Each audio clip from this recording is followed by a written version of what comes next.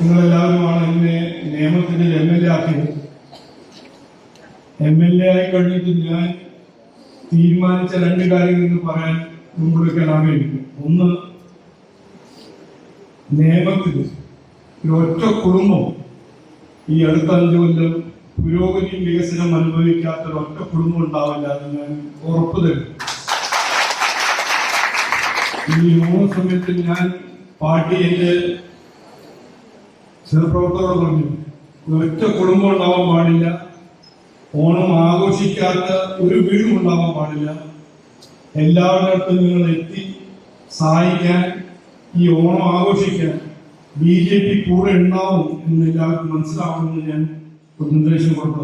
ഇവിടെ കുറെ കുട്ടികൾ വന്നിട്ടുണ്ട്. ഞാൻ അവരോടും അവരുടെ അമ്മച്ചന്മാരോടും പറയാൻ ആഗ്രഹിക്കുന്നു, വരാൻ പോകുന്ന കാലത്തിൽ കുറെ മാറ്റങ്ങൾ വരാൻ പോകുന്നു.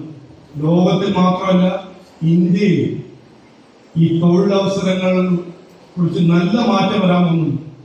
നമ്മൾ ഇതുവരെ കണ്ട അവസ്ഥയിൽ മാറ്റം വരും.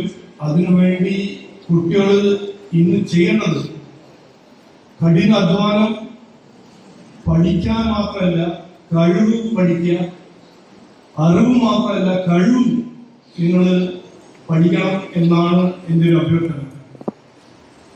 ഈ നിയോജകമണ്ഡലത്തിലെ ഏത് കുട്ടിയാണ്, ഏത് കുടുംബം സഹായം ആവശ്യം, പഠിക്കുന്ന ഒരു കുട്ടി, അധ്വാനിക്കുന്ന കുട്ടി, ആ കുട്ടീന്റെ ഭാവിക്ക് വേണ്ടി ഞങ്ങൾ 100% എപ്പോഴും ഉണ്ടാവും സഹായിക്കാൻ എന്ന് ഞാനിത് പറയാനാണ്. പക്ഷെ പഠിക്കണം, പഠിച്ച് നന്നാവണം. വേണ്ടാത്ത കാര്യങ്ങൾ നമ്മൾ പറഞ്ഞ പോലെ, സ്വാഗത ഭാഷത്തെ പറഞ്ഞ പോലെ വേണ്ടാത്ത കാര്യങ്ങൾ പെടാൻ പാടില്ല. കാരണം വരാൻ പോകുന്ന കാലത്ത് എത്രയോ അവസരങ്ങൾ കുട്ടികൾ മുമ്പിലുണ്ടാവും. തൊഴിലവസരങ്ങൾ, ഓൺട്രപ്രണർഷിപ്പ്, സ്റ്റാർട്ടപ്പ്, ചെറിയൊരു ബിസിനസ് തുടങ്ങുക.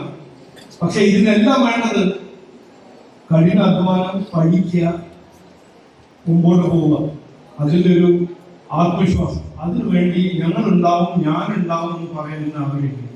അപ്പോ ഓണം നമ്മളെല്ലാവരും ആഘോഷിക്കുന്ന ഒരു സമയമാണ്.